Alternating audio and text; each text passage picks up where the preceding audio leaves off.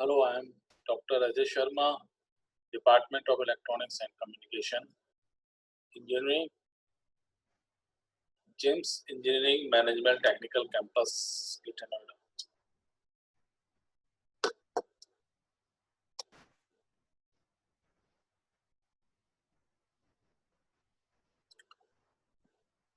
The subject that I teach in this particular semester is digital communication. This subject is for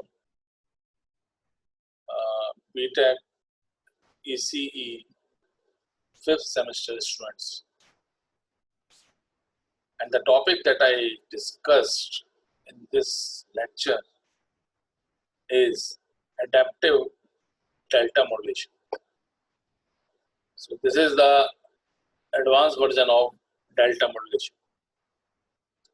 So the drawback of delta modulation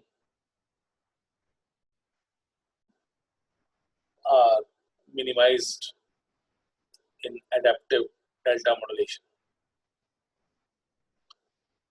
So we can say that adaptive word means this particular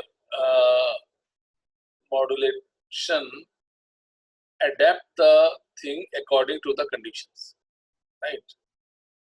So this is the advanced version of delta modulation,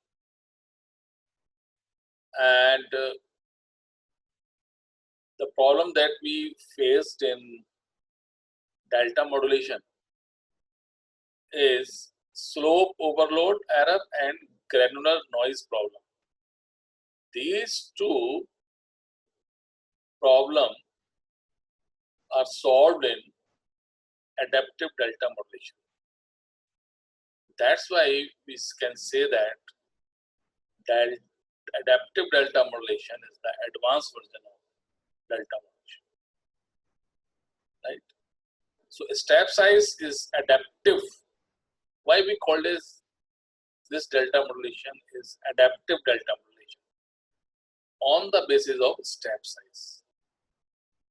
In adaptive delta modulation, step size is adapted to the slope variation of the message signal, right? So if the slope of the message signal is increasing, the step size in this modulation is also increased. If the slope of message signal decrease, the step size of this modulation also decrease. So we can say that the step size is not fixed as we see in the case of delta modulation. Here the step size is varied according to the message signal, right? So because if you vary the step size according to the message signal, then we can say that, and we can guarantee that our staircase signal exactly follow the analog signal.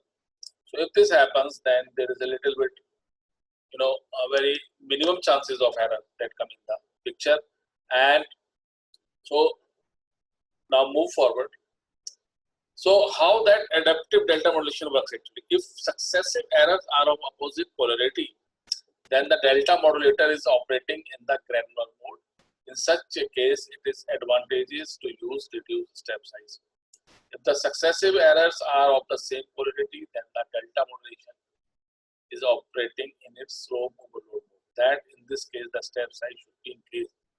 The meaning of this particular slide is that, depending upon the message signal, depending upon the variation in the message signal, we can vary the step size of this delta modulation, right? So if you can say that if what we can see in this delta modulation case is that, this is a comparison of present sample with the previous sample, right? So if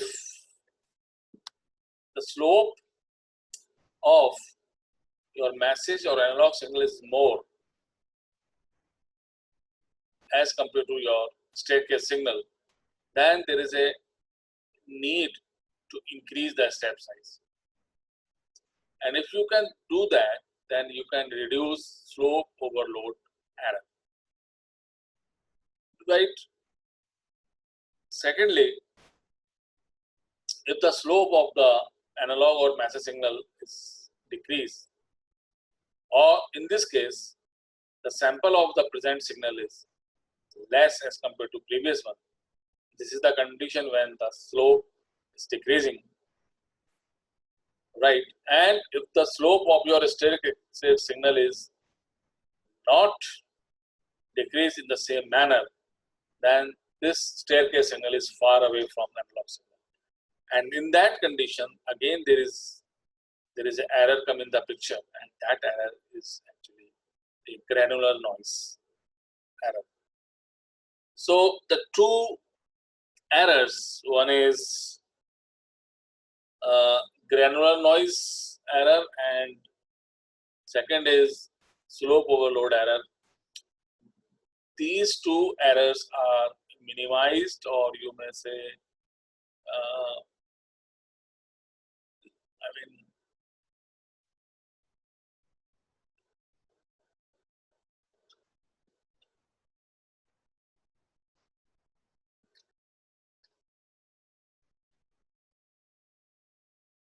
so in adaptive delta modulation, slope overload error and granular noise are minimized, and we can say that whatever the drawbacks that we faced in delta modulation is to be solved in this adaptive delta modulation system. So adaptive delta modulation is a better one as compared to a delta modulation. So we can choose adaptive delta modulation to minimize the errors that we faced in delta modulation. Now, these are the two pictures of adaptive delta modulator, transmitter and receiver. Again, in transmitter, you always have a sample, Mn, compare with a previous sample, right? Then we have the output comparator, compare these two samples, and the output is positive or negative, depends upon the present sample is more as compared to previous one. And one bit quantizer that converts this output of comparator into a bit, right? And we have a adaptive algorithm is there. Adaptive algorithm is that algorithm is used so that whenever a staircase signal find a variation in the slope of the analog signal, then this algorithm helps to change the step size accordingly, right? So that adaptive algorithm is work on that. So whenever a variation, random variation come in the analog signal, then there is a variation in the staircase signal also in terms of slope, right? So that work on that principle. And below figure is a receiver that works inverse operation, means receiver converts 1 0 into a analog or massive signal, right? So in that way, the figure A is a modulator that convert analog signal into a 1 0 bits, and receiver works on the inverse function as compared to a transmitter. It converts 1 0 into a analog signal, right?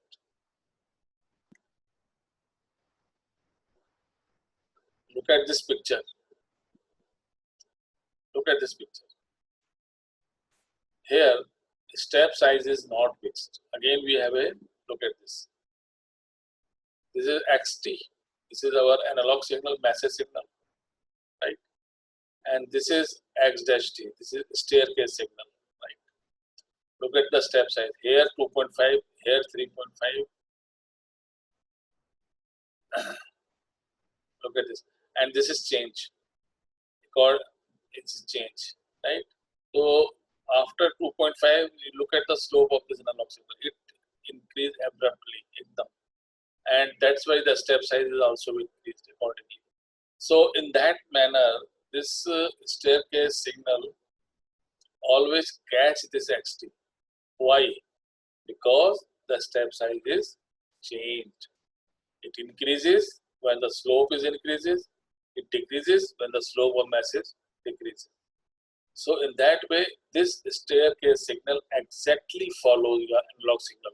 So whatever the staircase signals out, whatever the staircase signal gives you a string of 1 and 0, it is, we can say that is the 1 0 that we get from this adaptive modulation system is truly converted from this analog signal. Why? Because staircase signal exactly follow an analog signal. So the output of this staircase signal, which is of course a string of 1 0, we can say that it is truly represent an analog signal. So whatever the drawbacks or the error that we faced in delta modulation is totally eliminated in adaptive delta modulation.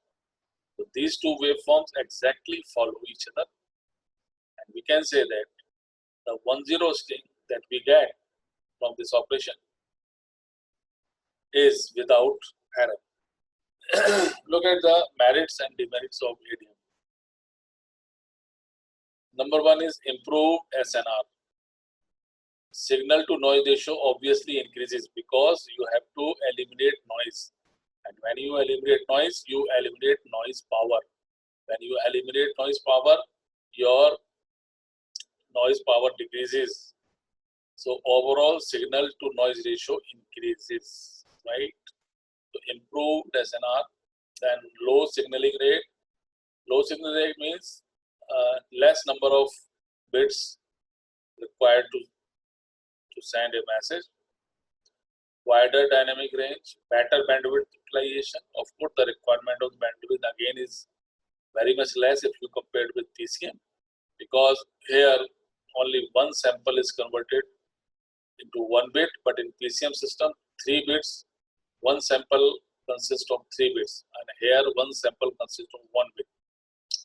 So as compared to PCM system, only 1/3 bandwidth is required here. So less bandwidth is required means you can transmit more information in same bandwidth if you compare with a PCM system. Last one is reduction is slope overload and granular noise. Of course, this is the advantage of using this particular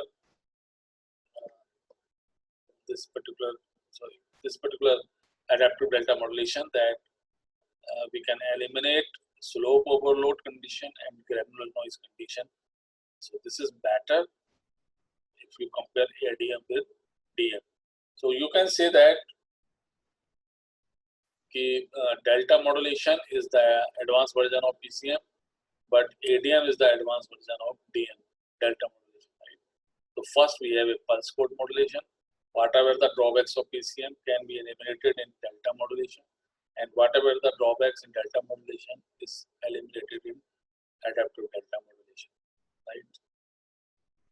So this is very important topic, straightforward topic as far as syllabus is concerned. And many times the questions asked in examination, explain the working of ADM with suitable diagrams, diagrams of waveform of staircase and analog signal. This can be asked. Sometime question may be asked, draw ADM modulator and demodulator circuit and explain it. This can be asked, right? So, and same in the case of delta modulation, right? We explain delta modulation with suitable diagrams or with suitable waveforms. Waveforms means then you have to show the waveform of analog signal and staircase signal, right?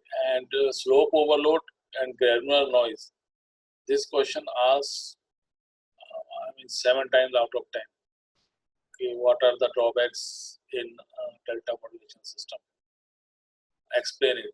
So in that case, you have to explain slope overload and granular noise condition in delta modulation. And how can we eliminate this? Then sometime a question may be asked that how can we eliminate this? And students, write the answer to discuss ADM. In the ADM, added to delta modulation eliminates this two types of error that come in delta modulation, right? So this is very important question that asked in examination. Thank you very much.